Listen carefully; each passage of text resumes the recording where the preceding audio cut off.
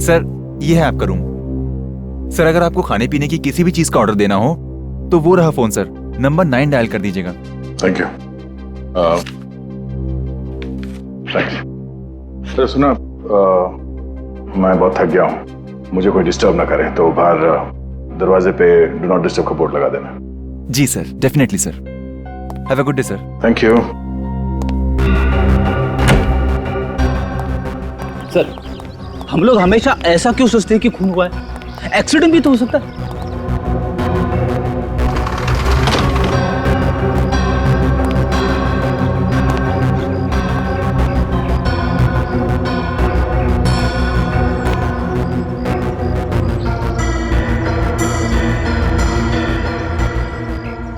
हमारे आने से पहले यहाँ की पुलिस भी तो 8-9 दफा छानबीन कर चुकी है ना।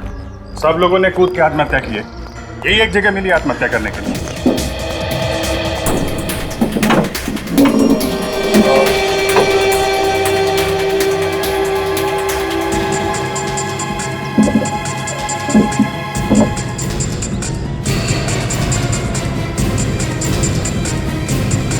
मुझे तो लगता है कमरे में आत्माएं घुस गई है। फिर भाई सर आत्मा कहती है कुछ जा, आदमी कुछ जाता है। फ्रेडी, अगर मैं थोड़ी देर तुम्हारे साथ और रहा ना, मैं खुद आत्मा बन जाऊंगा। दया, ये क्या कर रहा है? अरे दया, नीचे हटो।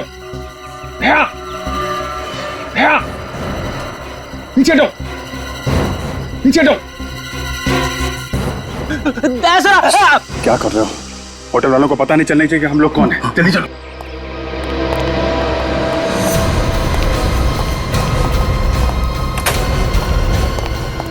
अरे दया, ये क्या पागलपन है? नीचे उतरो यार। सर प्लीज नीचे उतर जाइए। आप आत्महत्या क्यों करना चाहते हैं? फ्रेडी, मैं आत्महत्या क्यों करूंगा? मैं अभी तक तुमसे इतना परेशान नहीं हुआ हूँ। नहीं यार, हम लोग नीचे खड़े थे तो तुम चेयर के ऊपर खड़े होकर बालकनी के इतने पास में थे, हमें लगा कि तुम आत्महत्या करने वाले हो। अच्छा हुआ सर आपने नीचे जंप नहीं किया, वरना होटल के स्टाफ वालों को पता चल जाता कि हम लोग कौन है। अब जीतिए, देखो यहाँ से नीचे कूदने के लिए मुझे इस कुर्सी की जरूरत नहीं है, कुर्सी के बगैर भी मैं यहाँ से कूद सकता हूँ। लेकिन अगर किसी और को नीचे फेंकना पड़े, वो भी इस तरीके से कि वो मुंह के बल गिरे, इसके लिए चेयर का इस्तेमाल करना पड़ेगा। ये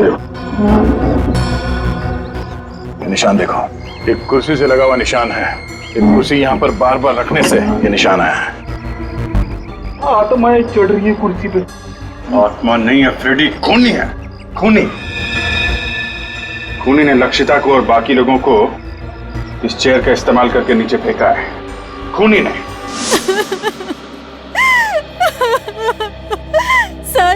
सर प्लीज मेरी मदद कीजिए। होटल ब्लू रॉबिन में मेरी बेटी का खून हुआ है, मगर कोर्ट घर की पुलिस ने इसे आत्महत्या करार कर दिया है। माया जी, आप चिंता मत कीजिए। अगर आपको लगता है कि ये आत्महत्या नहीं हत्या है तो हम हत्यारे को जरूर पकड़ेंगे, लेकिन पहले आप प्लीज पूरी बात बताइए। सर रात को 2 बजे होटल से फोन आया कि मेरी बेटी लक्षिता ने अपने कमरे से कूदकर सुसाइड कर लिया है।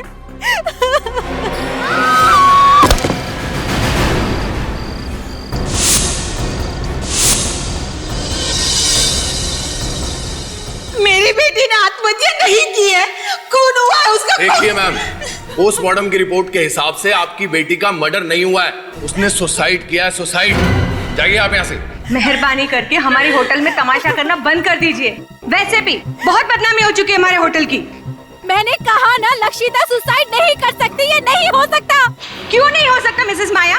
सब लोग आपसे बार बार कह रहे हैं कि लक्षिता ने अपने होटल के कमरे से कूद के अपनी जान दे दी, फिर भी। सब लोग नहीं, 2 लोग, वो अमन और ईशान। आपको और पुलिस को उनकी बातों पर भरोसा है, मेरी बातों पर नहीं। मैं आप लोगों को छोड़ूंगी नहीं। मिसेस माया, अब तो ये केस पुलिस ने भी बंद कर दिया, आप हमारा कुछ नहीं बिगाड़ सकती। मगर होटल के स्टाफ को और वहाँ के लोकल पुलिस को ऐसा क्यों लगता है कि आपकी बेटी लक्षिता ने बालकनी से कूद के अपनी जान दी? मुझे नहीं पता सर। तो पुलिस ने क्या एक्शन लिया? सर, पुलिस ने कोई एक्शन नहीं लिया। उनका कहना था कि मेरी बेटी लक्षिता ने आत्महत्या की है, लेकिन मेरा दिल कहता है मेरी बेटी कभी आत्महत्या नहीं कर सकती। रात को 11 बजे उसने मुझसे फोन पे बात भी की। वो बहुत खुश थी सर, वो एकदम ठीक ठाक थी। सर ये देखिए सर, होटल ब्लू रॉबिन में ऐसे और 8 आत्महत्या के केसेस हुए और हर बार कमरा नंबर 303 की बालकनी में से कूद के आत्महत्या की गई है। नहीं सर, सर वो लोग झूठ बोल रहे हैं। उन लोगों ने सच जानने की कोशिश ही नहीं की थी। उन 2 लड़कों से ठीक से पूछताछ भी नहीं की जो मेरी बेटी की मौत के चश्मदीद गवाह थे। देखिए, लक्षिता के बारे में जो भी कुछ मालूम था हमने आपको सब बता दिया। हाँ आंटी प्लीज, अब उसके बारे में हमसे और कोई सवाल मत पूछिए।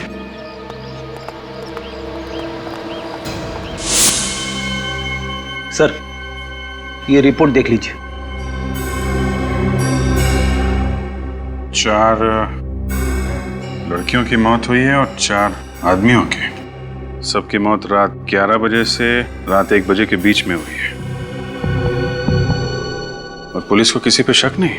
हाँ सर, उनका कहना है कि लक्षिता की तरह बाकी 8 लोगों ने जब कमरा नंबर 303 की बालकनी में से कूद के आत्महत्या की तब कमरे में और कोई नहीं था।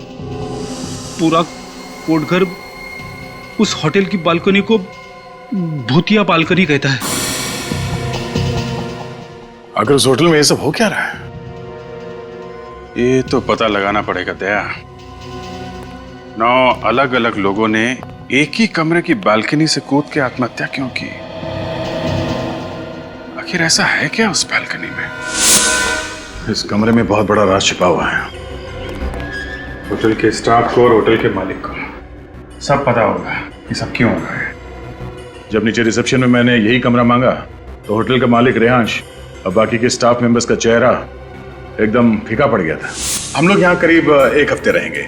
हमने यहाँ पास वाले केंद्र में औरतों की सुरक्षा और शिक्षा के लिए एक अभियान का आयोजन किया है।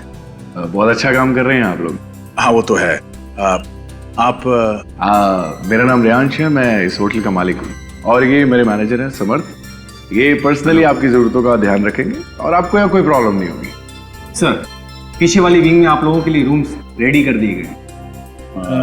पीछे वाली विंग में एक दुविधा है। हम चाहते हैं कि पीछे वाले विंग में नहीं बल्कि आगे वाले विंग में कमरा मिल जाए तो। आगे वाले विंग में हाँ, और अभी टॉप फ्लोर हो तो और भी बेहतर।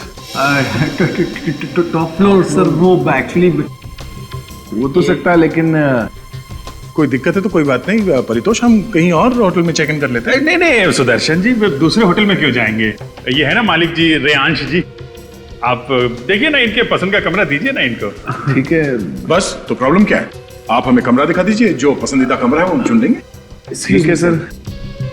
सर 1 मिनट, कुछ सर अब क्या करें? देखो 1 लाख का सवाल है, ठीक है ना, और वैसे की वैसे ही बहुत जरूरत है हमें इस टाइम पे। कमरा दे देते हैं, बाकी इनकी किस्मत। ओके सर, ठीक है, चलो चलो चलो। और सुनो, ये सर को रूम्स दिखा दो। Okay sir. ये सामान ले लीजिएगा। जी सर। ये संभाल के संभाल के।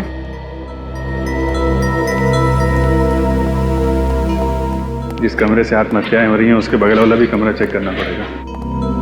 रेडी, निखिल नीचे का कॉरिडोर चेक कर लो। पूर्वी,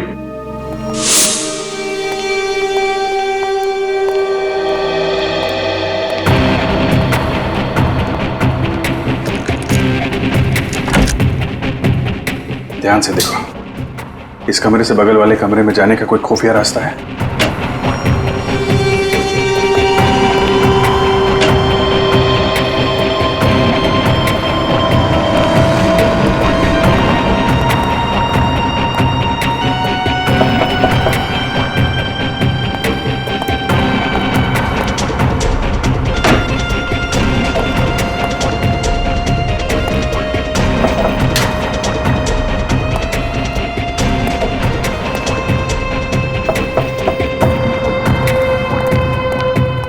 सर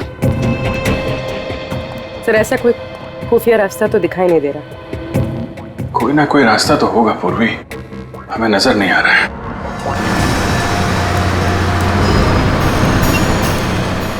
अरे भाई साहब, लोकेश लौकी आप ही हैं? जी साहब, लौकी मैं हूँ। जब होटल रॉबिन ब्लू में लक्षिता ने जान दी थी तो उस वक्त तुम वहाँ मौजूद थे? आप लोग कौन? हम लोग सीआईडी से हैं। हमारे सवालों का सही सही जवाब दो। लक्षिता मैडम ने होटल का कैमरा नंबर 303 से कूदकर आपने जान दी। पुलिस वाले ने यही रिपोर्ट दी, होटल वाला सब जानते हैं। अच्छा ये बताओ, जब लक्षिता की मौत हुई 2 लड़के होटल की लॉबी में अपने दोस्त को ढूंढते हुए आए थे, जानते हो उन 2 लड़के? जी साहब, मैं जो जानता हूँ सब सच सच बताता हूँ साहब। वो दोनों लड़के का नाम अमन और ईशान है। दोनों डीपी बाई कॉलेज में पढ़ते हैं साहब। ये डीपी बाई कॉलेज कहाँ है? ये 10 नंबर रोड पर है। तुम इन दोनों को जानते कैसे? वो दोनों होटल के कॉफी शॉप में अक्सर कॉफी पीना आया करते थे। उस दिन वो लोग ने शराब भी पिया था और लक्षिता मैडम के साथ कुछ अनबन भी हुई थी। ठीक है, सीआईडी तुमसे पूछताछ करने आई थी, ये बात अपने तक ही रखना, समझ गए? एक्सक्यूज मी, आप यहाँ पे ईशान और अमन कहाँ बैठे हो? तुम्हारा दिमाग खराब हो गया ईशान? अरे ऐसे कैसे कोर्ट घर छोड़ के चले जाएं? एक्सक्यूज मी, यहाँ पे ईशान और उसका दोस्त बैठे हैं? पता नहीं। सच सच बताओ, मुझसे क्या छुपा रहे हो तुम? अमन, मैं तुमसे कुछ भी नहीं छुपा रहा हूँ। जो कुछ भी हुआ हमारे सामने हुआ। हमारे सामने से विकी होटल से गायब हो गया। ईशान और अमन कहीं बैठे हैं क्या? इसका मतलब समझते हो तुम? मैं तो समझता हूँ, पर शायद तुम नहीं समझते हो कि ये बात कितनी सीरियस है। कल से खुद चुप चुप बैठे हुए हो, मुझे भी चुप रहने को कह रहे हो। एक्सक्यूज मी, ये ईशान और अमन कहीं बैठे हैं क्या यहाँ पे आसपास? जी वहाँ पर। वो सामने उस टेबल पर? जी। उसके माँ बाप को फोन करने से मना कर रहे हो, पुलिस में रिपोर्ट लिखाने को मना कर रहे हो, क्यों? क्योंकि मैं जो भी कुछ कर रहा हूँ हमारी भलाई के लिए कर रहा हूँ, भलाई के लिए। समझ रहे हो कि तुम? बिलीव करो मुझ पे। क्या बिलीव करूँ मैं तुम पर? देख, आखिरी बार तूने ही विकी को होटल में देखा था ना? कहीं ऐसा तो नहीं कि तुमने ही विकी को? तुम मुझ पे शक कर रहे हो?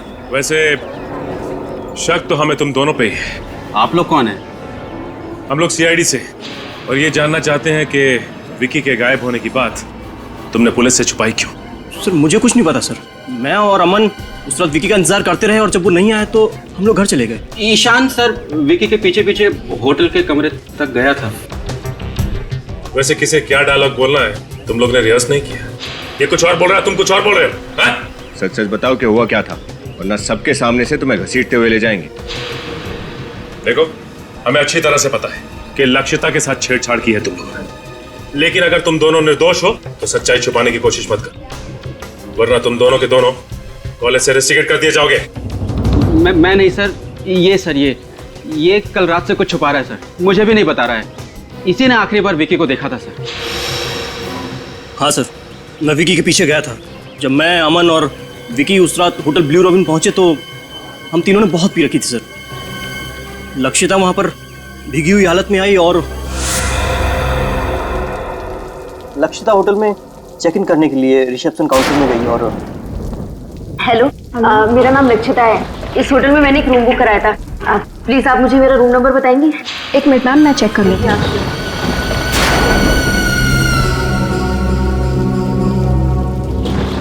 सॉरी मैम, हम वो रूम आपको नहीं दे सकते। मैंने आपके होटल में रूम बुक कराया था। प्लीज आप फिर से देखिए। मैम उस रूम में काम चल रहा है। आपके होटल में कुछ भी काम चल रहा हो, ये मेरी प्रॉब्लम नहीं है। आपके होटल में मैंने रूम बुक कराया था और इसके लिए मैंने आपको एडवांस भी दिया था। अब मुझे मेरा रूम चाहिए बस। मैम आप यहाँ लॉबी में ही वेट कर लीजिए, सुबह तो कोई ना कोई रूम खाली हो जाएगा। क्या? यहाँ इस भीगी हुई हालत में इनके साथ? इन्होंने तो शराब पी रखी है। इनके साथ मैं सुबह तक इस लॉबी में बैठने वाली नहीं हूँ। कैसे कैसे लोगों को आप अपने होटल में आने देते हैं? देखिए सर, आप कैसे कर रहे हैं अपने क्लाइंट के साथ? मैंने ऑलरेडी एक रूम बुक कराया था और आप बोल रहे हैं उसमें रिपेयरिंग का काम है। मैम, मेरा नाम समर्थ है, मैं इस होटल का मैनेजर हूँ। क्या प्रॉब्लम है? सर, मिस लक्षिता को जिस विंग में रूम दिया था उस विंग में काम चल रहा है। ओह, तो दूसरी विंग में कोई रूम खाली? विंग बी में एक रूम है, पर वो सुबह खाली होगा। तब तक इन्हें यही लॉबी में वेट करना होगा। वो मैं हरगिज करने वाली नहीं हूँ।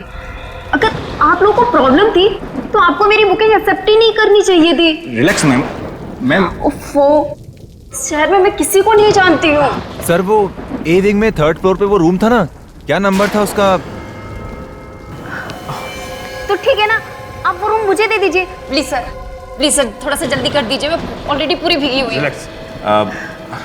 एक काम करो, बेल बॉय को कॉल करो और मैं एक बार सामान रूम में शिफ्ट करवाओ। जब तक आप ये फॉर्मेलिटीज कंप्लीट या कर श्योर दीजिए। Sure sure.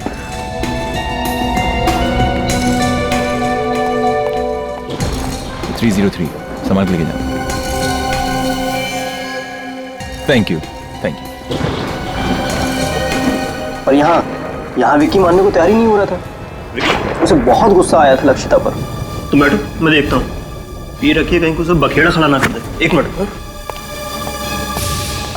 उसे रोकने के लिए मैं उसके पीछे गया था, मगर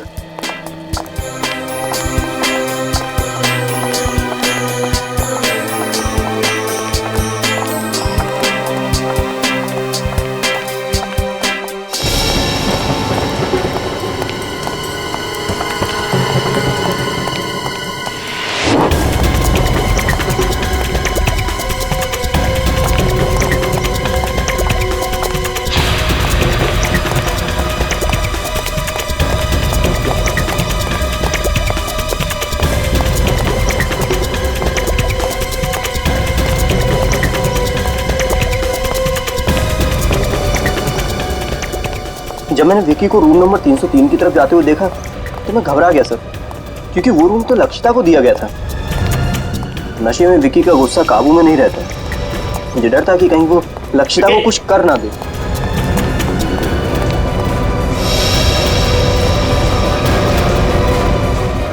विकी! विकी! आप यहाँ क्या कर रहे हैं?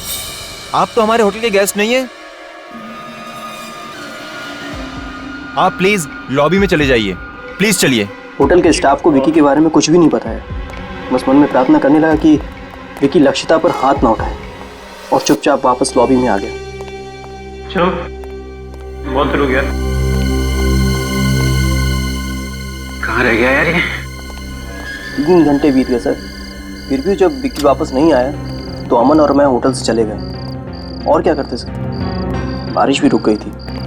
अब होटल लॉबी में बैठने का कोई भी बहाना नहीं था हमारे पास। जिस लड़की से कुछ देर पहले हम लोग झगड़ रहे थे, उसे हमारे सामने दम तोड़ते हुए देखकर हम लोग बौखला गए। डर के मारे हमने ऊपर रूम की तरफ नहीं देखा। समर साहब, समर साहब, जल्दी आइए। समर साहब, देखिए। Oh my God.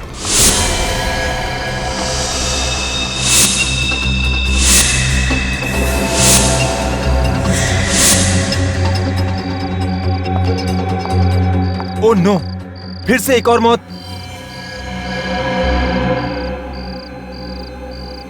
Miss Lakshita. 303 sir, Riyansh sir को इन्फॉर्म करना होगा। हाँ, रियांश सर को फोन करके उठाओ। और तुम लक्षिता के रूम में जाकर चेक करो, इसका सेल फोन होगा, उसमें इसके घर वालों का फोन नंबर होगा, और इस हादसे के बारे में इसके घर वालों को इन्फॉर्म करो। रूम नंबर 303 की 9वीं दुर्घटना है। फिर से पुलिस को बुलाना पड़ेगा। और उसके बाद अगले दिन हम फिर से विकी को ढूंढने होटल में गए थे सर, लेकिन पुलिस वहाँ पहले से पूछताछ कर रही थी और तब तक भी विकी का कुछ पता नहीं चला था। और तुम दोनों अब तक चुप रहे। हाँ, हो सकता है कि लक्षिता की मौत की वजह विकी हो।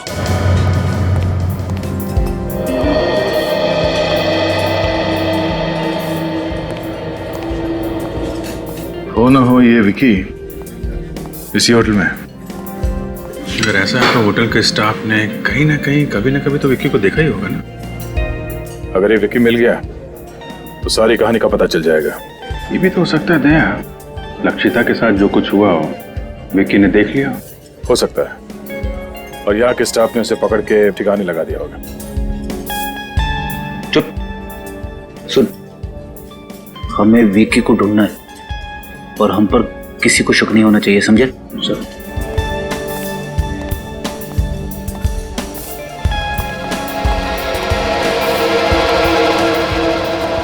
चले भाई, चलो उधर। क्यों रे फेंको? हाँ, बहुत ऊंचा ऊंचा फेंक रहा था ना, क्या हुआ? पैसे का क्या हुआ? हाँ, कब दे रहा है? इंस्टॉलमेंट निकालता है कि इधर ही तेरा डाउन पेमेंट कर डाले। देखो, पहले छोड़ो मेरे बेटे को, छोड़ो इसे। इसे कहो कि हमारी पैसा डिले कर दे, हम हमारी पकड़ भी डिले कर देंगे। एक्सक्यूज मी, एक प्लीज। रेयांश से आपको जो भी प्रॉब्लम है, लेकिन ये कोई तरीका नहीं है शरीफ आदमी से इस तरीके से बात करने का। शरीफ, बहुत देख ली इसकी शराफत। देखिए माँ जी, अपने बेटे को कहिए कि हमारे पैसे जल्दी से जल्दी चुका दे, वरना इस जगह को ताला लगने में थोड़ा भी टाइम नहीं लगेगा, समझा? चले छोड़ो।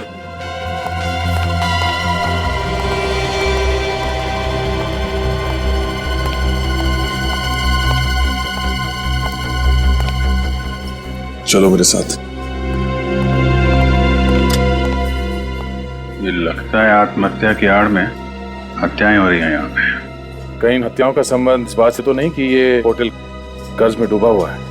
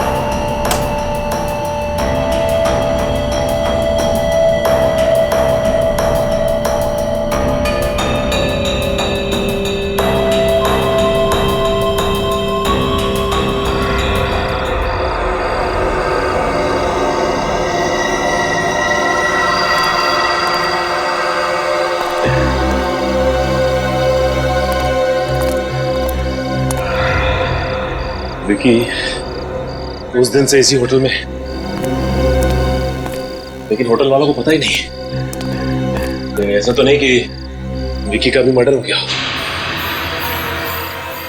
सर मुझे तो लगता है कि इन्होंने विकी की लाश को इस होटल के बाहर के ठिकाने लगा दिया।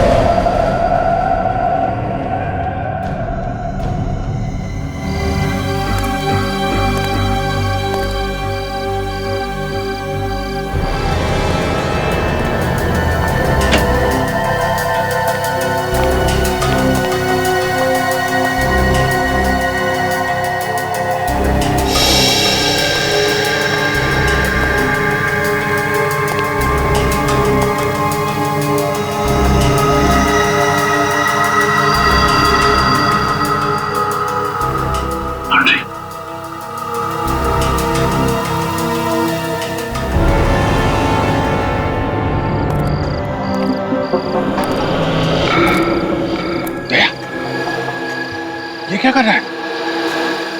अरे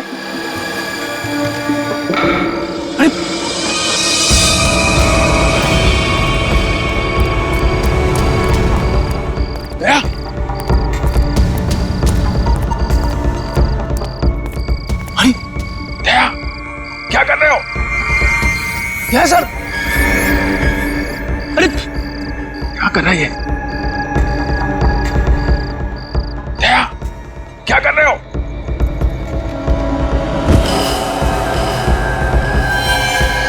दया, अरे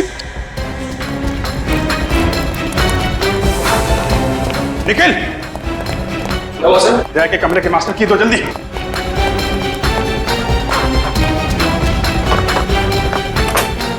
दया, ये क्या कर रहे हो? दया,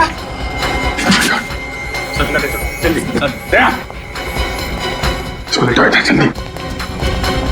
दया, संभल के। सर, सर, सर, डॉक्टर को बुलाओ जल्दी। दया, क्या हुआ है? सर लगता है सर को कोई नशीली दवा दी गई है। मगर वो आदमी अंदर आया कहां से? खूनी दरिंदे नहीं, वो सारे के सारे कुल्हाड़ी लेके मुझे मारने आ रहे हैं। नहीं, और वो औरत, उससे कहो कैसे चीखे नहीं। मैं पागल हो जाऊंगा। पागल हो जाऊंगा मैं, पागल हो जाऊंगा मैं कह रहा था सर, कमरे में आत्मा है, कमरे में आत्मा आती है। Shut up ready. ऐसा क्या देख लिया दया ने यहाँ इस कमरे में? आइए डॉक्टर साहब, डॉक्टर साहब आइए, आइए। डॉक्टर प्लीज जल्दी देखिए। मेरे दोस्त को भ्रम हो रहा है कि कई लोग इसे मारने आए थे। मैं अभी चेक करता हूँ।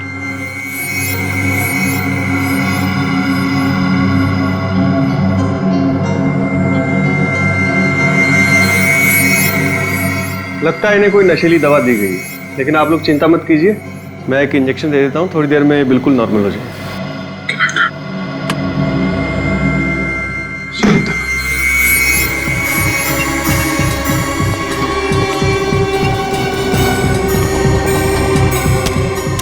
ये तो बंद है।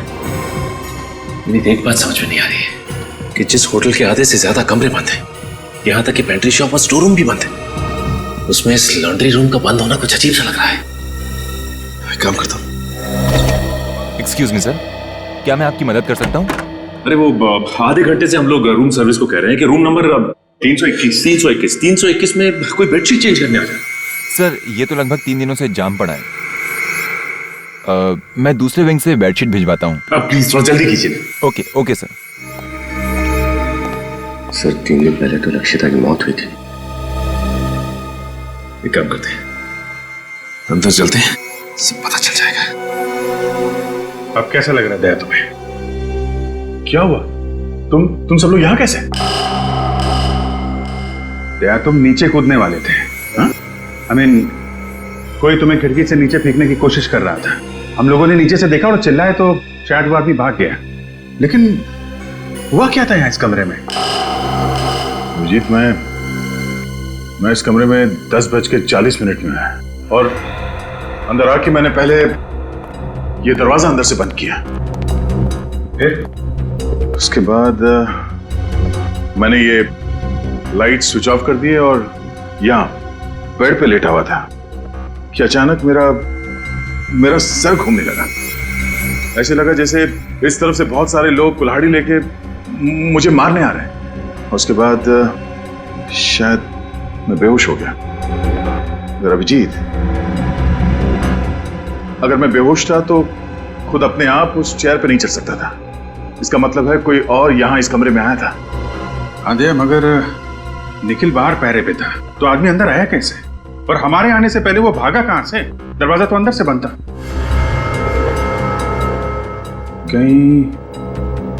कहीं वो नशीली चीज तुम्हें किसी ने सूंघा तो नहीं दी? मगर कमरे में तो मैंने किसी भी चीज को नहीं सूंघा था। एक सेकंड, ये जब मैं डिनर करने कमरे से बाहर गया उस वक्त ये मशीन कमरे में तो थी नहीं, और जब वापस आया उसके बाद भी मैंने किसी रूम सर्विस वाले को नहीं बुलाया, तो फिर ये मॉस्किटो रिपेलेंट कमरे के अंदर आया कहां से?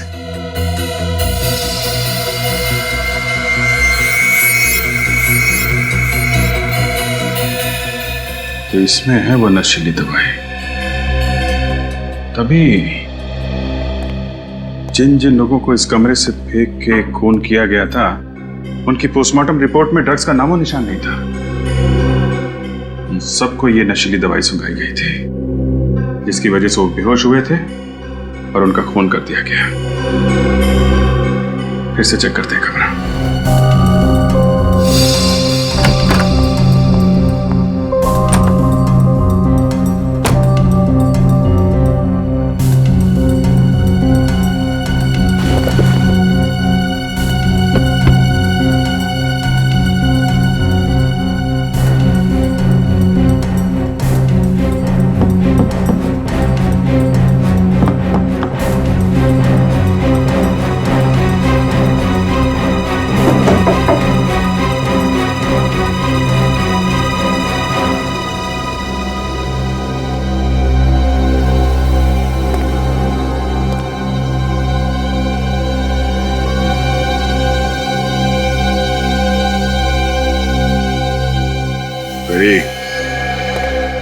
ये देखो प्रोजेक्टर, इसमें है तुम्हारी वो आत्मा।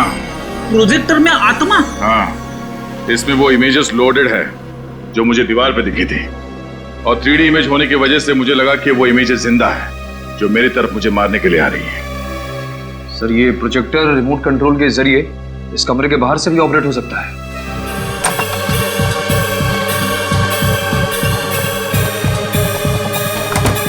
बहुत बदबू आ रही है, शायद इधर से।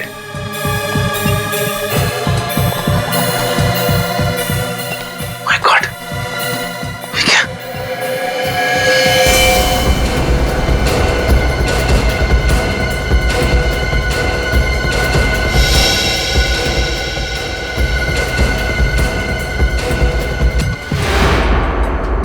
चाकू लगा ऐसे?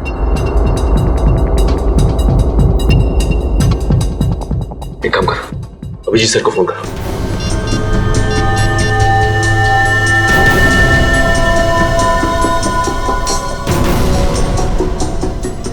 विकी,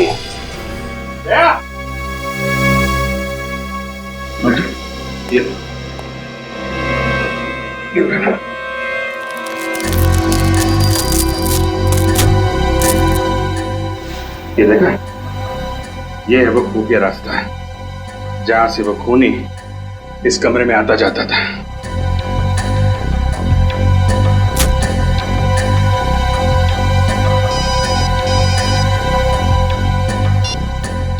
अविनीत, अच्छा रुको, वहीं पे विकी की लाश मिली है। निखिल, होटल के मालिक और मैनेजर को लॉन्ड्री रूम में बुलाओ।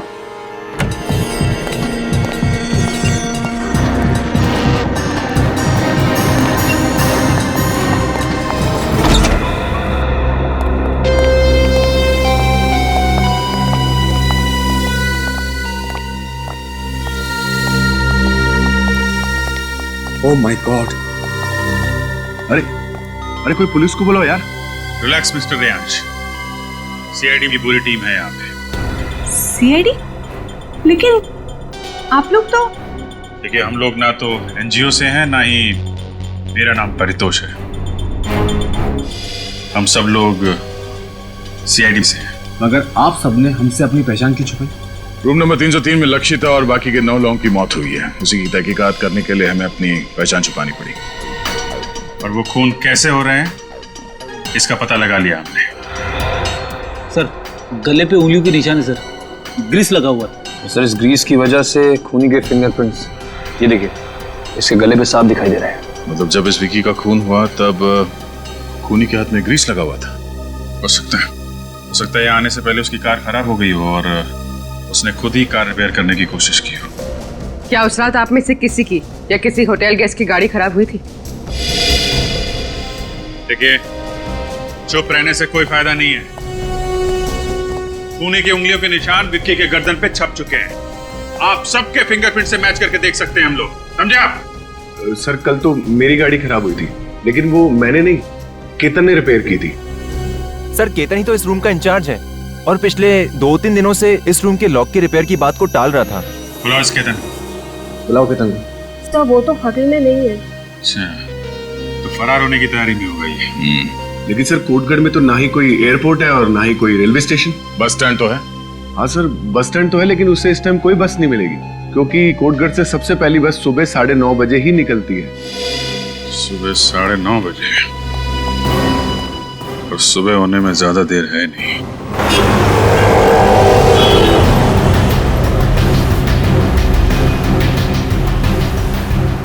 मुंबई जाने वाली पहली बस डिपो से 9:30 बजे निकलेगी।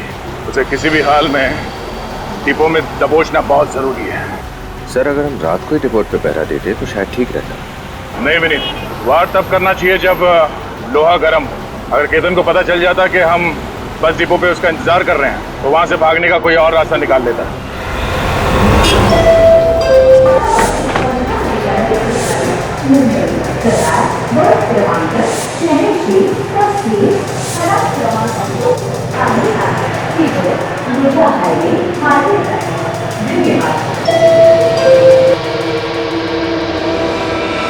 तुम और यहाँ मैं तुम्हारे पाप में और भागीदार नहीं बनना चाहता। चले जाओ यहाँ से। तुम कहाँ जा रहे हो? मैं ये शहर छोड़कर जा रहा हूँ हमेशा हमेशा के लिए। तुम जहां भी जाओगे सीआईडी ऑफिसर्स तुम्हें ढूंढ ही निकालेंगे। उन्हें पता चल गया है कि तुम आज यहाँ से मुंबई भाग जाने के चक्कर में हो। सीआईडी और मेरे पीछे? हाँ। अब मेरा क्या होगा?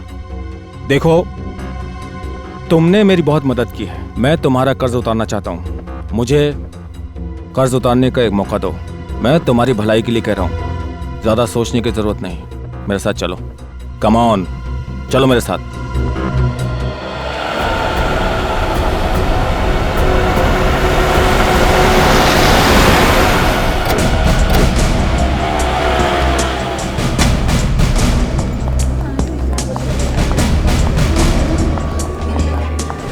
एक्सक्यूज मी, आपने ये आदमी को देखा है कहीं?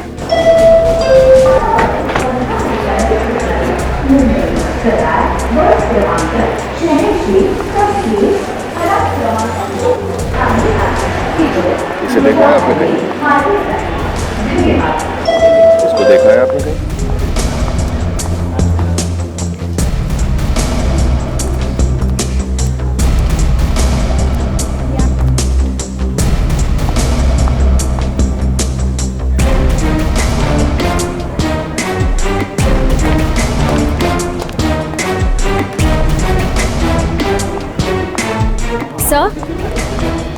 सर, केतन को यहाँ किसी ने नहीं देखा। नहीं विनीत, यहाँ आते जाते सभी यात्रियों पर कड़ी नजर रखो। हो सकता है वो यहाँ से भेज बदल के भागने के चक्कर में।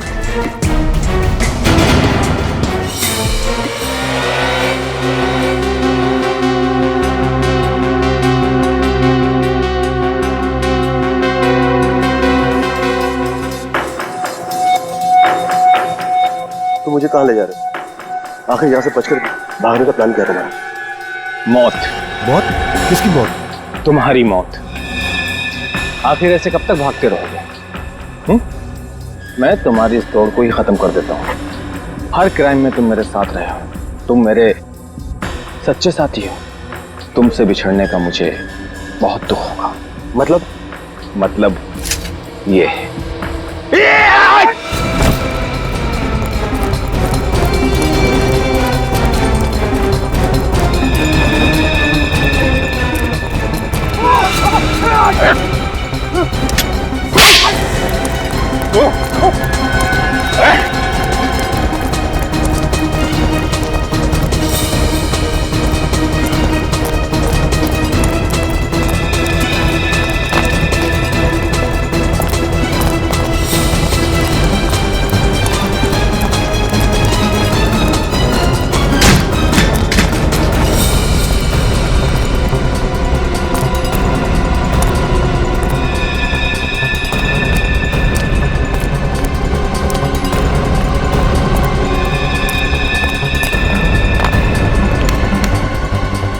सुबह सुबह जॉगिंग करना सेहत के लिए बहुत अच्छी होती है।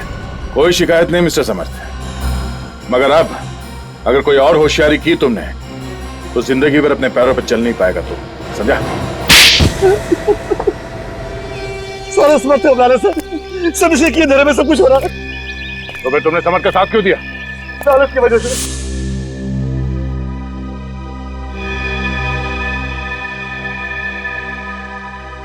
इसने मुझे 10% का पार्टनर बनाने का वादा किया था। मिस्टर समर, तुम तो होटल ब्लू रॉबिन के मैनेजर थे, हाँ?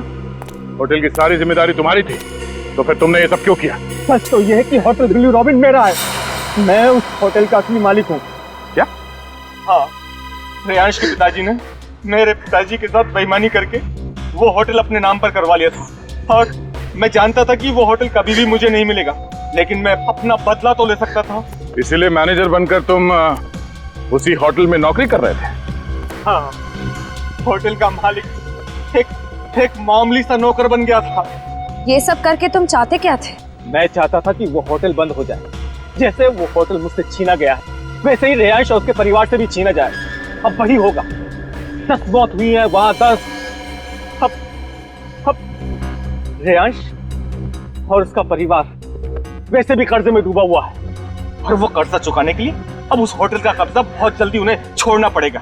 और विक्की, उसे क्यों मारा तुमने? विक्की हमारा राज जान गया था। मैं उसे मारना नहीं चाहता था, पर किसी गवाह को जिंदा भी नहीं छोड़ सकता था।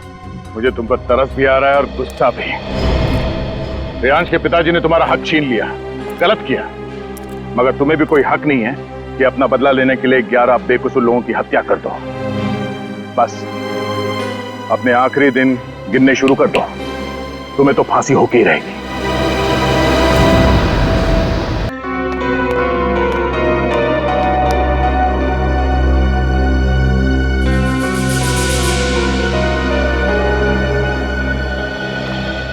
क्या सोच रहे हो? कुछ नहीं। आजकल मैं देख रही हूँ कि तुम कुछ ज्यादा ही सोच रहे हो। हाँ, क्या सोच रहा हूँ मैं? यही कि तुमने मेरे पीछे जासूस लगा रखा है। जासूस? क्या बकवास कर रही हो तुम? मैं कोई बकवास नहीं कर रही हूँ, मैं बिल्कुल सच कह रही हूँ। तुमने मेरे पीछे जासूस लगा रखा है। अच्छा, अगर मैंने तुम्हारे पीछे जासूस लगा रखा है तो तुम्हारे पास इस बात का क्या सबूत है? है सबूत? सबूत है? हाँ है। सबूत है तो पेश करो ना, देरी किस बात की है? सबूत भी पेश करूंगी। और वो? और वो? और वो क्या? वो बोलो ना, और वो क्या?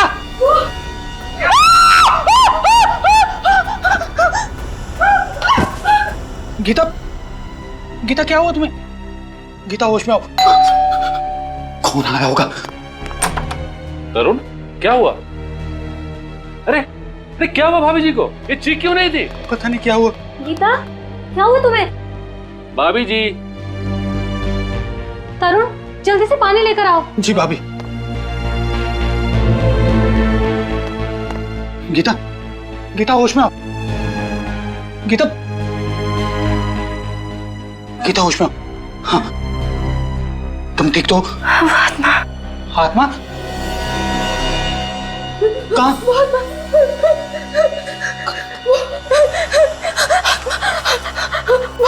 मैं सामने वाले टेरेस पर। लेकिन वहां तो कुछ भी नजर नहीं आ रहा गीता। तरुण, मेरा विश्वास करो, वहां मैंने आत्मा देखी। अच्छा, हम उस बिल्डिंग में जाते हैं और वहां के वॉचमैन और सेक्रेटरी को लेके वो टेरेस खुलवाते हैं।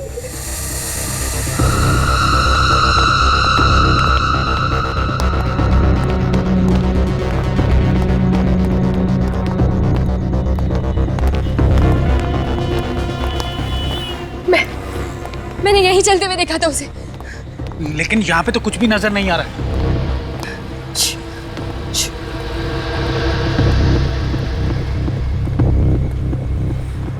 यही कहीं आसपास होगी वो आत्मा। भाभी जी, आप भी ना। अरे आप जैसी पढ़ी लिखी औरत इस तरह की बात कर रही है? कोई आत्मा वात्मा नहीं होती। होती है, मैंने उसे अपनी आंखों से देखा, और मेरी आंखें कभी धोखा नहीं खा सकती। तुम्हें किसने कहा कि आंखें धोखा नहीं खाती? कई बार हमारा मन जो देखना चाहता है उसकी इच्छा शक्ति इतनी ताकतवर होती है कि जो चीजें वहां नहीं होती वो भी आंखों को दिखाई देती हैं। मतलब तुम ये कहना चाहते हो कि मैं पागल हूँ? हाँ? मुझे ऐसी चीजें दिखती हैं जो है ही नहीं। देखो, तुम्हें कोई पागल वागल नहीं कहना चाहता। मैं जानती हूँ ये सब तुम्हारी ही चाल है। हाँ? पहले तो तुमने मेरे पीछे जासूस लगा दिया, और अब क्या तुम्हारा कोई दूसरा नाटक है? बस करो गीता, ना जाने तुम्हारी ये शक करने की आदत कब जाएगी। वो देखो वहां पर क्या है, वो दीवार पर। ये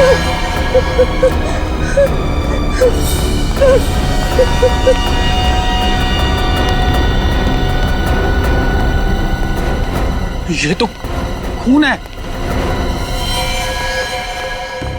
देखा देखा, मैंने कहा था ना कि कोई आत्मा है। इस टेरेस पर मैंने किसी आत्मा को देखा है। अब तो यकीन हुआ ना आप लोगों को मेरी बातों पर। उस आत्मा ने किसी को मार दिया है और ये उसी का खून है।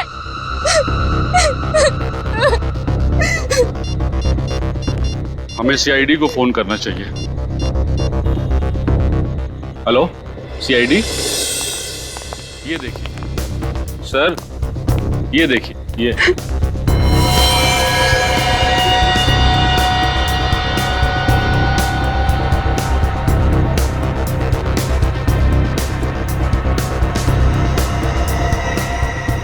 खून अभी भी ताजा है। अभी थोड़ी देर पहले तो मारा उस आत्मा ने।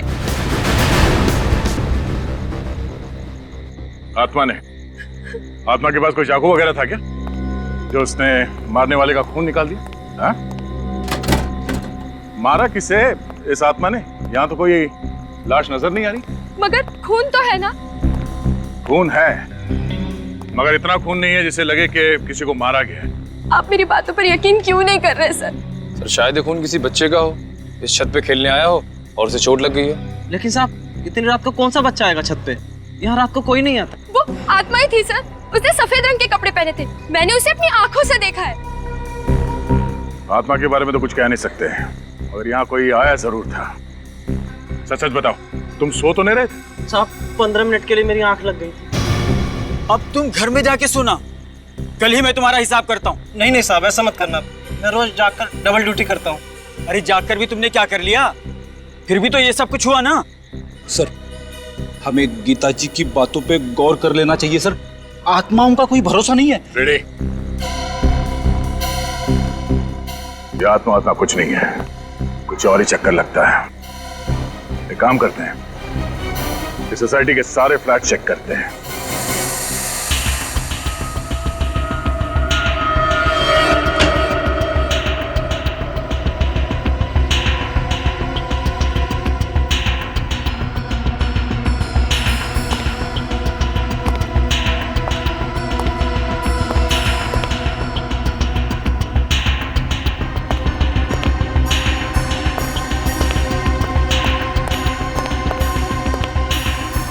सुमित,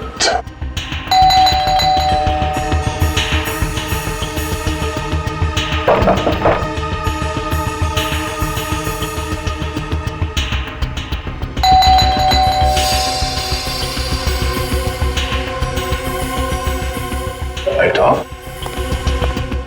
क्या हुआ सर? गड़बड़ है? कुछ गड़बड़ तो है।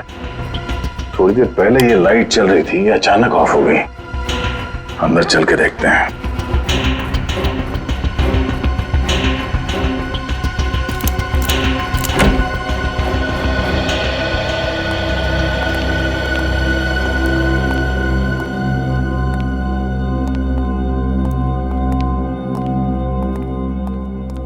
सर वो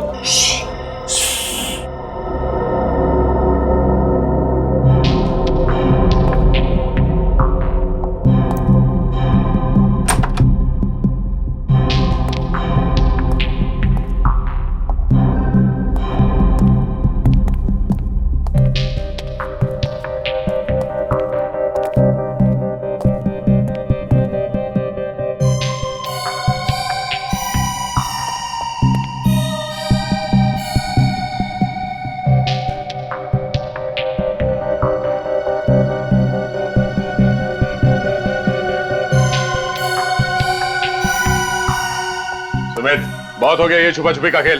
बाहर निकलो। सुमित, बाहर निकलो। बाहर निकल। आराम से सर, आराम से, आराम से, आराम से। सर पैर में चोट लगी है। पैर में चोट लगी तो इस पलंग के नीचे छुपने की क्या जरूरत है? हाँ? क्या छुपा रहे हो तुम हमसे? डर गया था सर, कहीं आप गिरफ्तार ना कर ले। गिरफ्तार? मगर तुम्हें कैसे पता चला कि हम लोग कौन है? रात को इस तरह कौन आता है सर? सर मैंने कोई गुनाह नहीं किया सर, मैं सच कह रहा हूँ। आप मेरी पत्नी की बातों पर यकीन मत कीजिए। पत्नी? ये पत्नी कहाँ से आ गई बीच में? आप लोगों को मेरी पत्नी ने नहीं भेजा। नहीं, तुम्हें क्यों लगता है कि तुम्हारी पत्नी तुम्हें गिरफ्तार करवाना चाहती है? उसने मुझ पर झूठा केस कर दिया है कि मैं उसे दहेज के लिए परेशान करता हूँ। अब मैं बेचारा शरीफ आदमी उसके सामने चू तक नहीं करता, उससे दहेज कैसे मांग सकता हूँ? तो तुम्हें लगता है कि दहेज लेने के इल्जाम की वजह से हम तुम्हें गिरफ्तार करने आए? हाँ सर, मैं तो यही समझा था। मगर आप लोग क्यों आए? बहुत जल्द पता चल जाएगा। तुम्हारे साथ यहाँ पे कोई और भी था थोड़ी देर पहले? नहीं सर, मैं यहाँ अकेला रहता हूँ। थोड़ी देर पहले तुम छत पे गए थे? सर कैसा मजाक कर रहे हैं सर? चोट के साथ मुझे बाथरूम जाने में मुश्किल होती है, तो छत पर कैसे जाऊंगा? लिफ्ट से? इसका मतलब है छत पे मिले खून का राज इस फ्लैट में नहीं किसी और फ्लैट में है। श्रेया, छत पे जो खून मिला था उसे फौरन से लैब भिजवा दो। अभिजीत को बुलाओ। इतनी रात को कौन हो सकता है? 12:30। जी कहिए। Abhijit, senior inspector Abhijit, CID से। सीआईडी से? क्या बात है ऑफिसर, सब ठीक तो है? जी, हमें सिर्फ इतना पूछना था कि आपके घर में किसी को चोट तो नहीं लगी है? चोट तो नहीं लगी, लेकिन मेरा बड़ा बेटा अविनाश कुछ दिनों से अस्पताल में। अच्छा, हॉस्पिटल में है? जी सर। हम इसलिए पूछ रहे हैं कि आपकी बिल्डिंग के छत की वॉल पे हमें खून के छींटे मिले हैं। हमारे टेरेस पे खून की छींटे? जी। कौन कौन है आपके घर में? सर, मेरी बीवी सुषमा, ये मेरी बीवी सुषमा है, और छोटा बेटा अमन, और जैसे मैंने आपको बताया कि अविनाश तो अस्पताल में। आप? सुषमा, ये सीआईडी ऑफिसर है, कह रहे हैं कि हमारे टेरेस के दीवार पे खून के छींटे लगे हुए। खून के छींटे? लेकिन सर किसका हो सकता है वो खून? जी, वही पता लगाने की कोशिश कर रहे हैं हम। अच्छा, ये जो फ्लैट है 601 नंबर का, इसका मालिक कौन है? इसका मालिक तो आपके सामने खड़ा है, ये मेरा ही फ्लैट है। अच्छा, तो दो फ्लैट हैं आपके? जी हाँ सर, ये फ्लैट मैंने किसी को किराए पे देके रखा हूँ। किसे दिया है किराए पे? 2 लड़के हैं, विशाल और राहुल। विशाल और राहुल? हाँ, मुंबई आए कुछ मॉडल बनने के लिए। अच्छा, फ्लैट तो बंद है, कहाँ है लोग? इनका कोई ठिकाना नहीं रहता सर, बस कभी भी आ जाते हैं। मैं तो बस परेशान हो गया इनको फ्लैट देखकर। क्यों, ऐसा क्या करते हैं वो लोग? बस रात भर लाउड म्यूजिक, उछल कूद। मैं तो क्या, पूरा सोसाइटी के लोग उनसे परेशान है सर। हाँ सर, हमने तो उनको नोटिस दे दिया है, अगले महीने की 3 तारीख को छोड़ना है उनको फ्लैट। बस सर, आपके पास अगर कोई अच्छा किराएदार मिले तो बता दीजिए सर, हम तो बस परेशान हो गए इनसे। क्यों नहीं, जरूर बताएंगे। पहले जरा फ्लैट तो देख लें। ये? हाँ, चाबी है ना आपके पास? जी है सर। जरा दीजिए। ये लीजिए सर।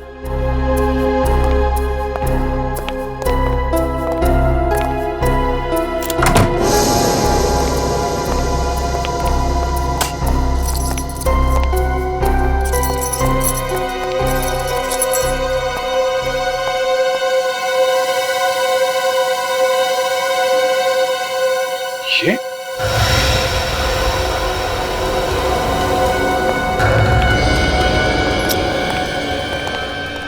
यहाँ पे भी खून? कर चेक करो। सर, ऊपर छत की दीवार पे जो हमें खून के छींटे मिले थे, कहीं वो विशाल या राहुल, इन दोनों में से किसी के तो नहीं है? हो सकता है कि खून फ्लैट के अंदर कहाँ से आया? सर, इसके बारे में मुझे कुछ नहीं मालूम सर। विशाल और राहुल को फ्लैट देने से पहले उनके बारे में अच्छी तरीके से जांच पड़ताल की थी ना आपने? सर, अच्छी तरह से जांच पड़ताल करने के बाद ही तो उनको फ्लैट दी थी सर। सर, आने ये देखिए सर, बेडरूम में इस बॉटल के पास इतना सारा खून पड़ा हुआ है। बॉटल पे भी खून है। लगता है ये बॉटल विशाल या राहुल के हाथ में होगी। सर, हो सकता है राहुल और विशाल का आपस में झगड़ा हुआ और उसमें से किसी को चोट लग गई हो और ये सारा खून उसी वजह से निकला हो। ऐसा लगता नहीं है, खून चोट से निकला है, कुछ और ही हुआ है यहाँ पे।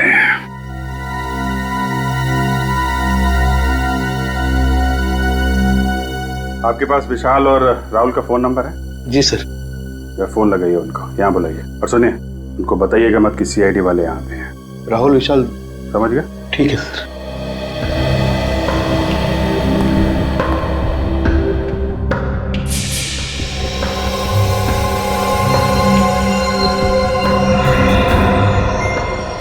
ये क्या है? पाउडर जैसा कुछ है।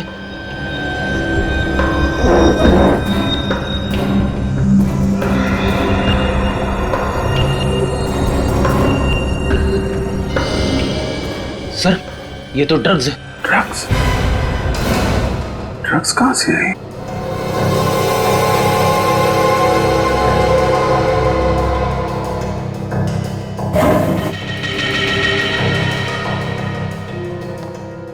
ये सारी ड्रग्स? सर, ये तो लाखों की ड्रग्स होगी। कहीं ऐसा तो नहीं कि ये राहुल और विशाल ड्रग्स बेचने का धंधा करते हो? ऐसा ही लग रहा है सर। सर, ये राहुल विशाल दोनों का फोन नहीं लग रहा है सर। वो सब छोड़िए, ये क्या है? हैं? क्या ये सब? सर, इतने सारे व्हाइट पाउडर? ये कोई मामूली पाउडर नहीं है, ये ड्रग्स का पाउडर है, ड्रग्स का। ड्रग्स? कहां से है ये ड्रग्स? सर, इसके बारे में मुझे कुछ नहीं मालूम सर। ये भगवान, मैं किस मुसीबत में फंस गया? सही कहा आपने, बहुत बड़ी मुसीबत में फंस गए हैं। फ्लैट आपका, किराएदार आपके, फ्लैट के अंदर खून, ड्रग्स पड़ा हुआ है और आपको कुछ पता नहीं है। लेकिन मुझे कुछ नहीं मालूम है सर। इनको ब्यूरो लेके चलो। चलो चलो, ब्यूरो लेके चलो। चलिए आप, चलो चलिए। अजीब इंसाफ है आपका। ड्रग्स मिली मेरे किराएदार के घर पे और फंस गया मैं खुद मकान मालिक। किराए का घर तो आपका ही है ना, और ये किराए का घर आपके घर के बिल्कुल बगल में। सब कुछ आपकी नाक के नीचे हुआ और आपको पता तक नहीं चला। हा? सर, मैं पहले से ही बहुत परेशान हूँ सर। अगर मुझे इसके बारे में जरा सा भी कुछ मालूम होता तो मैं खुद पुलिस के पास जाता। मिस्टर राकेश, विशाल और राहुल दोनों के फोन लगातार बंद आ रहे। आप मुसीबत में फंसते ही जा रहे और इसमें से बाहर निकलने का कोई भी रास्ता नजर नहीं आ रहा है, समझे? सर, मुझसे बहुत बड़ी गलती हुई सर, उन दोनों को मकान भाड़े पे देकर। और तो और राकेश जी, हमें तो यह भी लगता है कि ये ड्रग्स का सारा व्यापार आपके फ्लैट से ही चल रहा था। क्या जवाब है आपका? मैं क्या जवाब दूं सर, इस चक्कर में मैं खुद फंसता जा रहा हूं।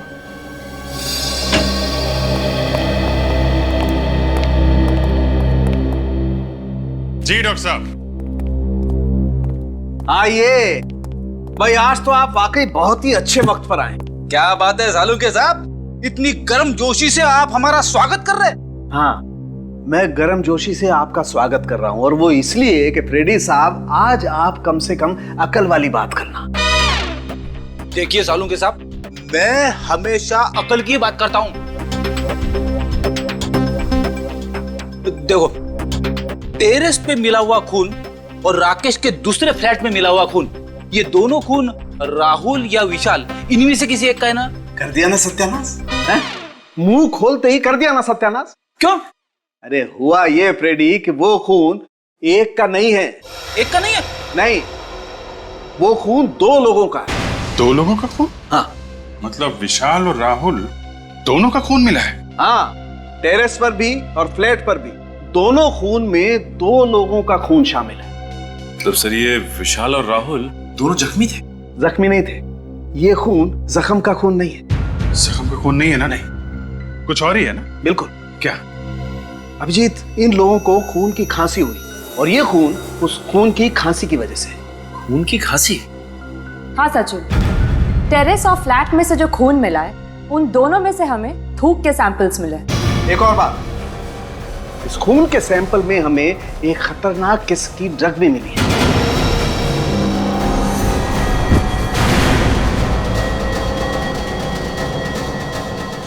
तारिका, तारिका, निकल, एम्बुलेंस को फोन करो जल्दी। नहीं, घबरा मत, ये उस ड्रग का ही असर है, ठीक हो जाएगी। तुम एक काम करो, जरा पानी लेकर। पानी, पानी।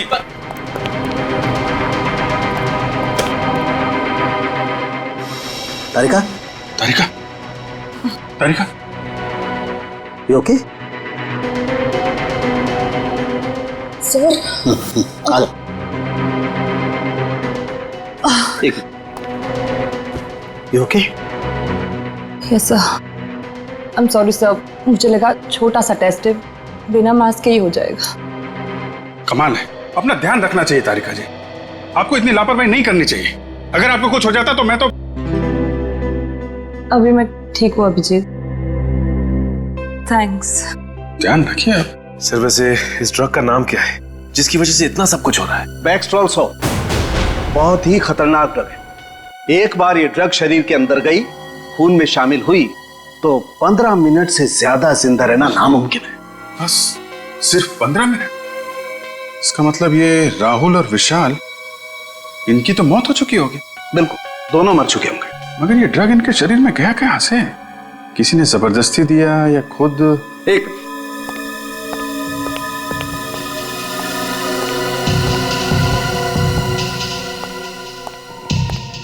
अभिजीत, ये जरा बॉटल के ढक्कन को गौर से देखो।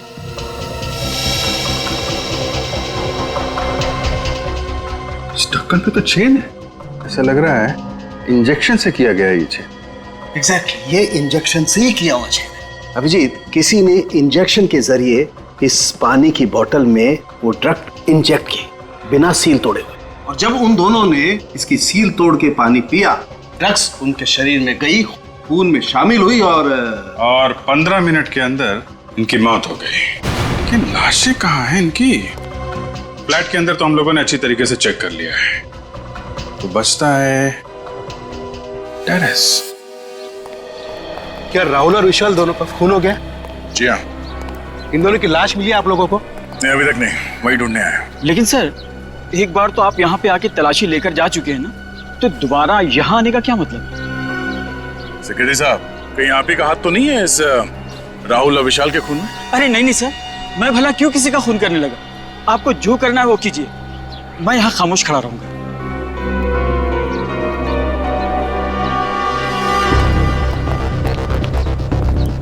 ये सब तुम्हारी वजह से हो। न तुम उन दोनों को किराए पे मकान देते, न आज ये नौबत आती। तुम शायद भूल रहे हो कि फ्लैट देने से पहले एनओसी तुमने दी थी। ये खून के छींटे देखो। ड्रग्स की वजह से राहुल और विशाल दोनों खास रहे होंगे, तब ये खून यहाँ दीवार पे लगा होगा। देखने से तो ऐसा लग रहा है सर, तड़प तड़प के मरे होंगे दोनों। सर, समझ में नहीं आता लोग ड्रग्स लेते क्यों हैं? थोड़े से सुकून के लिए अपनी पूरी जिंदगी बर्बाद कर लेते हैं। इस केस में ड्रग्स लिया नहीं गया है, लिया गया है उस पानी के बोतल में। सर, अगर इस दीवार पर खून के छींटे उनके खांसने से आए तो इसका मतलब उस वक्त वो लोग जिंदा रहे होंगे। हाँ, मगर ज्यादा देर तक जिंदा नहीं रहे होंगे। डॉक्टर सालुंके ने बताया था ना कि इस ड्रग के असर से 15 मिनट में इंसान ढेर हो जाता है। इस टेरेस को अच्छी तरह से देखो, छन मारो।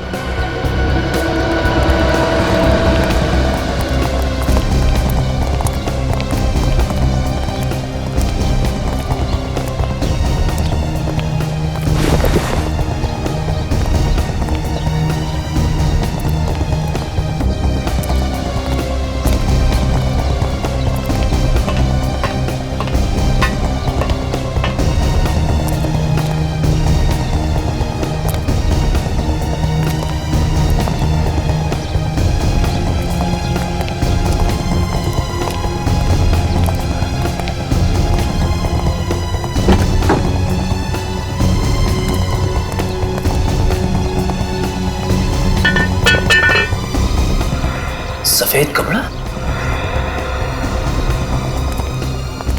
सर!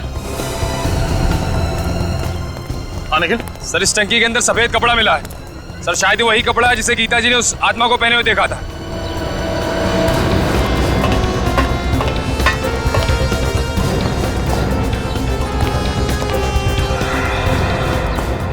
जरा देखो।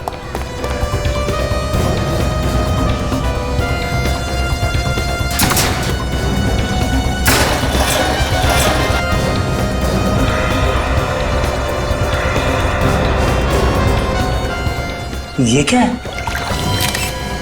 सर यहाँ पे तो लाश है। लाश? बस। लाश देखना चाहते थे ना? आइए।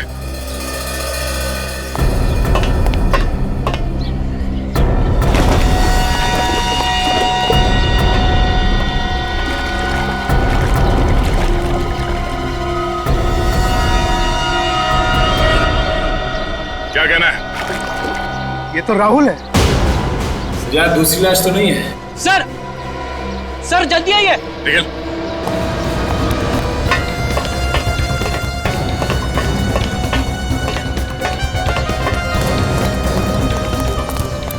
रेडी? अंदर देखिए सर, क्या है?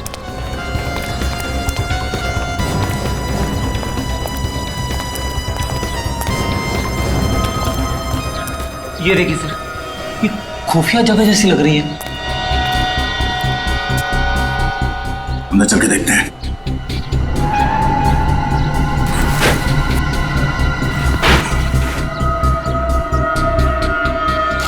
अरे दूसरी लाश यहाँ पे? मुझसे सब देखा नहीं जा रहा है। ये लाश जरूर विशाल की होगी। जरा देखिए, ये विशाल ही है ना? जी सर, ये विशाल की लाश है। मेरी समझ में एक बात नहीं आई, वो दोनों लाशों को एक साथ पानी की टैंक में डाल सकता था, तो फिर? हाँ सर, दोनों लाशों को अलग अलग जगह पे छुपा के रखा है। एक वहां पे पानी की टंकी में और दूसरी यहाँ पे। मुझे लगता है वो छुपाना तो वहीं चाहता था, मगर इतने में वो लड़की गीता उसने देख लिया और आत्मा कह के चिल्लाने लगी और जल्दबाजी में घबराकर उसने विशाल की लाश यहीं पे छुपा दी। सर, आशा, क्या पता चला? सर विशाल और राहुल पिछले 1 महीने से किसी रंजीत नाम के आदमी को रोज फोन करते थे। सर, ये रंजीत एक बहुत बड़ा ड्रग पेडलर है और हर रोज बागी पार्क जाता है। रंजीत बागी पार्क?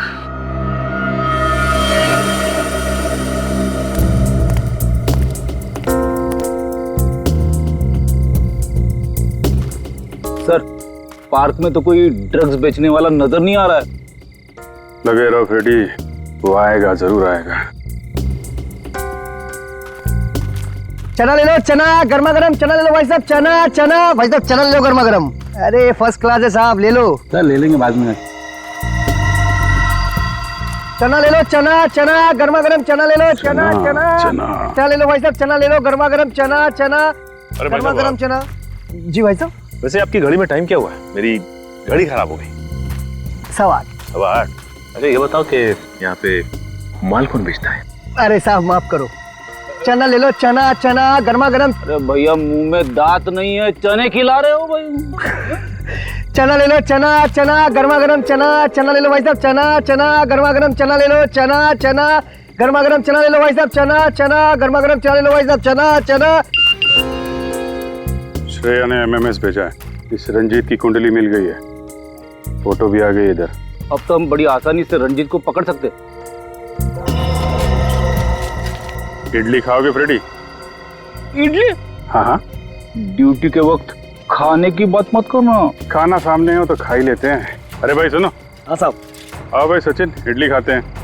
जरा इडली लगा। हाँ। कितने की इडली है? 15 रुपए प्लेट साहब। भाई 15 रुपए तो बहुत महंगी बेच रहे हो तुम, थोड़ा सस्ता करो। 10 रुपए? ठीक है साहब, आप भी क्या रखोगे, आप 10 रुपए दे देना। मेरी समझ में ये नहीं आ रहा है कि अगर ये सबको ऐसी डिस्काउंट देता रहेगा तो इसका घर कैसे चलेगा? घर चलाने के लिए ये दूसरा माल बेचता है फ्रेडी। दूसरा वाला माल? ये आप कौन से दूसरे वाले माल की बात कर रहे हैं साहब? अरे वो ड्रग्स। ड्रग्स? हाँ रंजीत बाबू, ड्रग्स। आप मेरा नाम कैसे जानते हो साहब? नाम तो क्या, हम तो तुम्हारा पूरा इतिहास जानते हैं। ड्रग्स बेचता है? साहब मुझे छोड़ दो साहब। ड्रग्स बेचने वाले से मुझे बहुत नफरत है।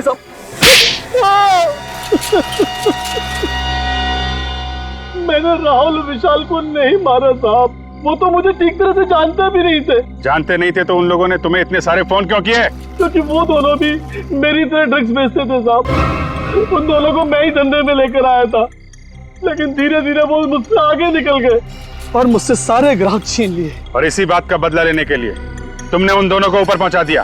नहीं साहब, मुझे तो पता भी नहीं है कि वो दोनों दुनिया में नहीं है साहब। वैसे अच्छा हुआ साहब वो दोनों मर गए।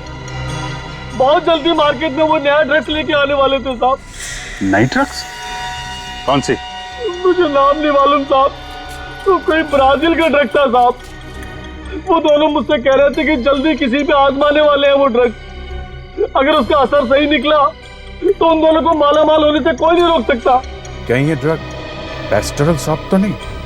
ये ड्रग्स वो किस पे आजमाने वाले थे? मुझे नहीं पता साहब, इस बात को 1.5 महीना हो गया साहब। मुझे लगता है शायद कोई गड़बड़ हो गई होगी, इसलिए वो ड्रग्स को मार्केट में नहीं ला पाए साहब। मतलब सर वो लोग जिस पर भी ये ड्रग्स आजमाने वाले थे उसकी तबीयत तो बिगड़ गई होगी। राहुल और विशाल का ही कोई क्लाइंट होगा। उनके क्लाइंट्स के बारे में जानते हो तुम? सर आइए आप लोग, आइए इधर खड़े हो जाओ सब लोग, लाइन लगाओ इधर। चलिए इधर खड़े हो, इधर खड़े हो। ड्रग्स लेते हो तुम लोग हैं? नहीं सर, आपको कुछ गलतफहमी हुई है। हम लोग ड्रग्स लेना तो दूर, कभी हम लोग ने ड्रग्स देखा भी नहीं। हाँ सर, जरूर हमें कोई फंसा रहा है। सर हम तो कॉलेज में पढ़ने वाले स्टूडेंट्स हैं, हम ड्रग्स के चक्कर में क्यों पड़ेंगे सर? अच्छा, अभी पता चल जाएगा। रेडी, सबका ब्लड टेस्ट करो। नहीं सर, प्लीज हमारा टेस्ट मत कीजिए। ब्लड टेस्ट भी करेंगे और पॉजिटिव आने पे तुम्हारे पेरेंट्स को भी बुलाएंगे, ताकि उन्हें पता तो चले जिस उम्र में भविष्य बनाना चाहिए तुम लोग ड्रग्स के अंधकार में डूब रहे हो। नहीं सर, आपसे कभी ड्रग्स को हाथ भी नहीं लगाएंगे सर। अब बात समझ में आ गई है? देखो, हमारे सारे सवालों का जवाब दो तुम लोग। पूछिए सर। ये ड्रग्स कौन देता है तुम लोगों को? सर वो राहुल और विशाल, वो लोग अपने घर में पार्टी करने के बहाने हम लोग को ड्रग्स बेचते थे। तुम लोगों को मालूम है राहुल और विशाल का खून हो गया है? खून? सर हमें उसके बारे में कुछ नहीं मालूम सर। अच्छा ये बताइए कि उनकी किसी से दुश्मनी थी क्या? नहीं सर, हमें नहीं पता। हम तो सिर्फ उनसे ड्रग्स खरीदते थे और उनके कौन से दुश्मन थे या कौन दोस्त, ये हमें नहीं मालूम। मगर उनका खून हुआ कैसे? बैक्सटेरल सॉप नाम के ड्रग्स से।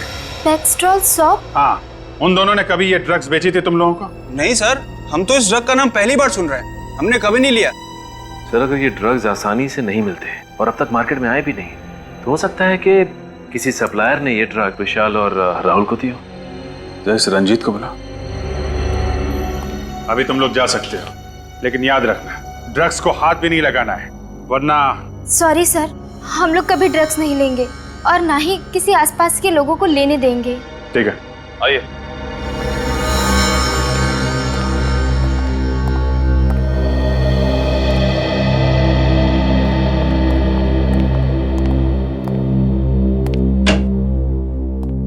सर, रंजीत।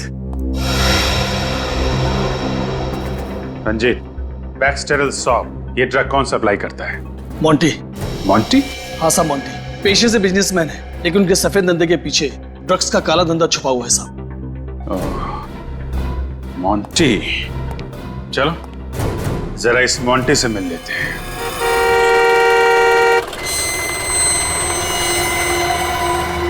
अरे रुकिए। अरे रुकिए, कहाँ जा रहे हैं आप? मोंटी साहब से मिलना है। उनसे मिलना है तो शाम को आइए, वो अभी सो रहे हैं। कमाल है, 11 बज रहे हैं और तुम्हारे मोंटी साहब कुंभकर्ण की तरह अभी भी सो रहे। आप तमीज से बात कीजिए, हमारे साहब को कुंभकर्ण कहने की आपकी हिम्मत कैसी हुई? जरा इस पे गौर फरमाएंगे? सीआईडी। अब बताओ क्या कर रहे हैं आपके मोंटी साहब? वो वाकई में सो रहे हैं, क्योंकि रात को देर रात तक पार्टी करते हैं और फिर दोपहर के बाद ही उठते हैं। अच्छा, चलो आज देख लेते हैं कैसी नींद है तुम्हारे साहब की।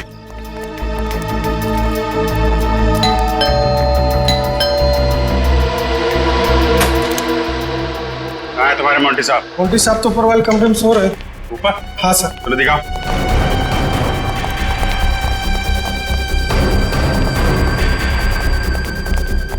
कहाँ पे? सर इस तरह।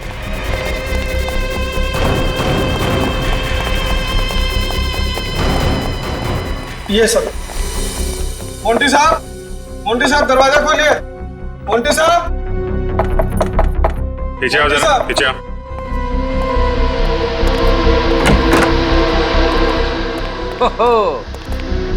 देखा सर, मोंटी साहब के ठाट बाट शराब का ग्लास हाथ में लेके ही सो गए।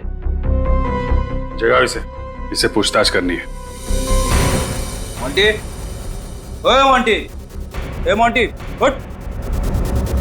लगता है बड़ी गहरी नींद में। शराब पीते पीते सो गया। अरे खून!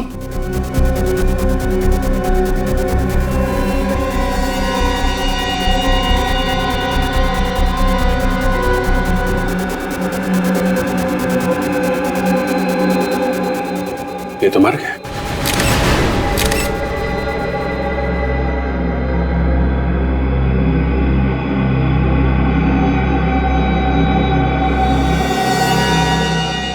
सर ये सब देख के तो लगता है कि इसकी मौत भी उसी ड्रग से हुई है जिस ड्रग से विशाल और राहुल की मौत हुई थी। विशाल और राहुल को पानी में मिलाकर ड्रग दिया गया था। इसे लगता है विस्की में मिला के दिया गया। सर कहीं ऐसा तो नहीं कि उन्हीं को पता चल गया था कि हम लोग मोंटी तक पहुंच जाएंगे और उसने मोंटी को भी मार दिया? हाँ, मगर है कौन ये खूनी जो हर बार हमसे एक कदम आगे रहता है? आप लोगों का अंदाजा एकदम सही था। इस मॉन्टी का खून भी उसी बैक्सटर सॉफ्ट नाम की ड्रग से हुआ है जिससे विशाल और राहुल का खून हुआ है। और इस बार वो ड्रग इसे पानी में नहीं विस्की में मिला के दी गई है। बिल्कुल सही अभिजीत, विस्की का वो पैक जिसे पीते पीते बेचारा लंबी नींद सो गया। सर इसका मतलब खूनी मॉन्टी के कोई आसपास वाला ही आदमी था जो मॉन्टी के इतना करीब था कि उसकी विस्की में वो ड्रग मिला सके। और वो पास वाले खूनी तक पहुंचने का बस एक ही जरिया है, वो पीली इंक। पीली? अब ये क्या चक्कर है? चक्कर नहीं है बाप, ये पूरा का पूरा केस ही दिमाग को घुमा देने वाला। इस मॉन्टी के पेट से और विस्की के गिलास से हमें उस ड्रग के अलावा पीली इंक के कुछ ट्रेसेस भी मिले। विस्की में पीली इंक? ये विस्की में इंक मिला के पीने का नया फैशन है क्या? अरे मेरी तरफ देख के क्यों पूछ रहा है? तुम्हें मालूम है ना मैं शराब को हाथ भी नहीं लगाता। आपकी तरफ देखने का मेरा ये मतलब नहीं था सर। ठीक है। अच्छा सर, ये इंक क्या जहरीली थी जो मॉन्टी की विस्की में मिलाई गई? नहीं सचिन, ये इंक बिल्कुल जहरीली नहीं थी। अगर ये जहरीली नहीं थी तो फिर मॉन्टी की विस्की में से मिलाया क्यों? मेरे ख्याल से खूनी इस ड्रग को पीली स्याही की खाली बोतल में लेकर के आया होगा और जब वो ड्रग पीली स्याही की बोतल में डाल रहा था तो उस बोतल में पहले से ही उस स्याही के कुछ बूंदे रही होंगी और वो उस ड्रग के साथ साथ मिल गई और जब उसने ड्रग विस्की में मिलाई तो ये पीली स्याही भी ड्रग के साथ साथ विस्की में घुल गई। मगर सर ये किस तरह की इंक है? मैंने आज से पहले कभी किसी को इस तरह पीली इंक का इस्तेमाल करते हुए नहीं देखा। वो इसलिए बच्चे कि पीली इंक अधिकतर कैलीग्राफी में इस्तेमाल होती है। कैलीग्राफी? कैलीग्राफी मतलब? फ्रेडी सर, जब अक्षरों को सुंदर बनाने के लिए एक इंस्ट्रूमेंट से यूं घुमा कर लिखा जाए तो इस लिखावट को कैलीग्राफी कहते हैं। अरे वाह तारिका जी, आपको कैलीग्राफी भी आती है? आपने कभी बताया नहीं। मैं भी कुछ बता दूं आपको। जी बताइए। ये पीली इंक बहुत कम दुकानों में मिलती है। बहुत कम दुकानों में मिलती है? ये बड़ी अच्छी बात बताई आपने डॉक्टर साहब, इससे तो हमारा काम काफी आसान हो गया। एक्सक्यूज मी जी कहिए। पीली इंक है आपके पास? कौन सी वाली? वो कैलीग्राफी वाली पीली इंक। सुना सिर्फ आपकी दुकान पे ही मिलती है? हाँ। ये वाली पीली इंक? हाँ। ये हमारे यहाँ नहीं मिलेगी तो और कहाँ मिलेगी? सही निशाने पे लगा आपका तीर, वरना आप घूमते रह जाते, क्योंकि ये सिर्फ हमारी दुकान पे ही मिलती है। अच्छा, ऐसी क्या खास बात है इस इंक में जो सिर्फ आपकी दुकान पे मिलती है? एक तो मांग कम है, विदेश से मंगानी पड़ती है और अपने देश में बनती नहीं है। मांग कम है तो फिर तो इसे खरीदने वाले लोग भी कम ही होंगे। हाँ, 2-4 जन है वही खरीदते और वही खरीदने आते। आप लोगों को क्या नया शौक लगा है कैलीग्राफी का? नहीं, हमें कैलीग्राफी का कोई शौक नहीं है। हम लोग CID से हैं। CID? इंक नहीं चाहिए? नहीं, इंक नहीं चाहिए, इंक खरीदने वाले चाहिए। आपने जिन जिन लोगों को इंक बेची है उनके नाम और नंबर हैं आपके पास? नाम नंबर चाहिए, इंक नहीं चाहिए। इंक नहीं चाहिए, सिर्फ नाम और नंबर चाहिए। है ना आपके पास? हाँ है ना, बल्कि हम लोग तो कई बार इंक उनके घर पे दे के आते हैं। वैसे बात क्या है सर? ये बड़ी लंबी कहानी है और हमारे पास वक्त भी बहुत कम है। आप बस नाम और नंबर दीजिए। हेमंत, प्रिया, अभिषेक।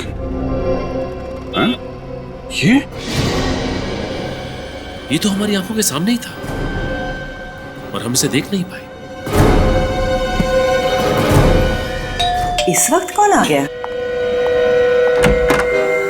आप लोग यहाँ? खूनी पकड़ा गया क्या? जी हाँ, उसी को पकड़ने आए हैं यहाँ पे।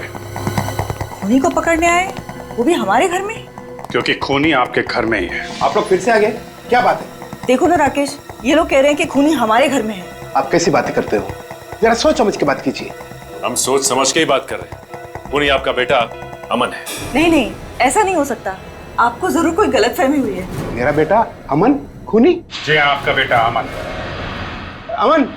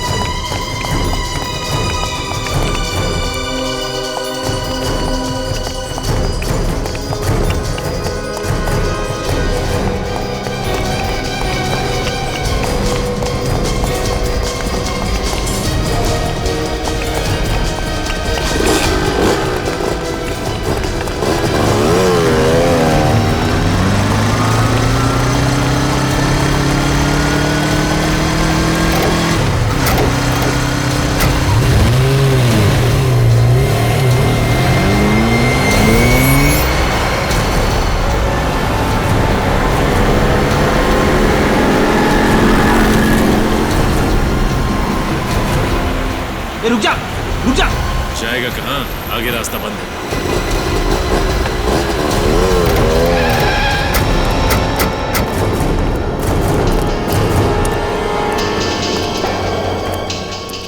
भाग रहा था? हा? भाग रहा था? सीआईडी से भागने के सपने देखने की कोशिश बहुत मुजरिमों ने की, लेकिन आज तक ना कोई भाग पाया है ना भाग पाएगा।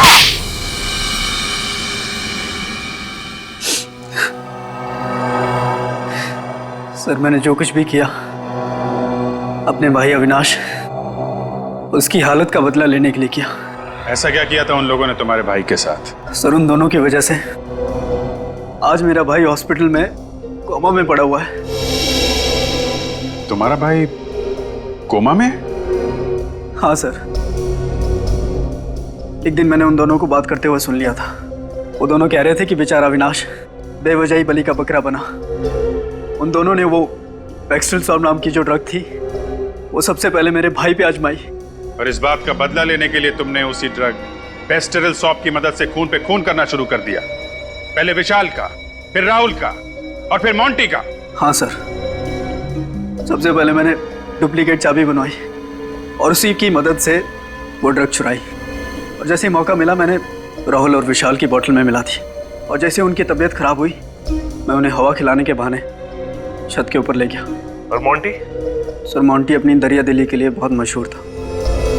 एक दिन मैं उसके घर डोनेशन मांगने के बहाने गया और वहाँ मौका पाते ही मैंने उसकी विस्की में वही ड्रग मिला दिया जिस ड्रग को बेच कर वो अमीर बनना चाहता था। इतनी कम उम्र में 3 खून किए तुमने, एक बार भी तुम्हारे हाथ नहीं कांपे? बिल्कुल नहीं सर। सर, अगर मेरा बस चले ना तो इस देश में हर एक ड्रग्स बेचने वाले को उसी ड्रग से मौत के घाट उतार दूं। आप जानते नहीं हैं सर, इस ड्रग की वजह से न जाने कितने घर, कितनी जिंदगियां बर्बाद होती हैं। और आज मेरा भाई हॉस्पिटल में है, वो कोमा में पड़ा है सर। पता नहीं वो इस कोमा से कभी बाहर निकल भी पाएगा या नहीं। सर, माना कि मेरे बेटे ने 3 खून किए, लेकिन जिन लोगों को इसने मारा है वो भी तो अच्छे लोग तो नहीं थे ना सर। आप भी तो उन्हें गिरफ्तारी करने वाले थे ना। ये ठीक है कि जिन लोगों को इसने मारा है वो अपराधी थे, लेकिन इंसाफ पाने का जो तरीका इसने अपनाया है वो गलत था। इसे हमारे पास आना चाहिए था। तो अब आप क्या करेंगे सर? क्या मेरे मासूम बेटे को फांसी पे चढ़ा देंगे? देखिए, इसका फैसला तो अब अदालत ही करेगी। वैसे 3 खून की सजा तो फांसी ही होती है। इस तरह के और भी एपिसोड देखने के लिए हमारे चैनल को सब्सक्राइब करें और बेल आइकन दबाना ना भूलें।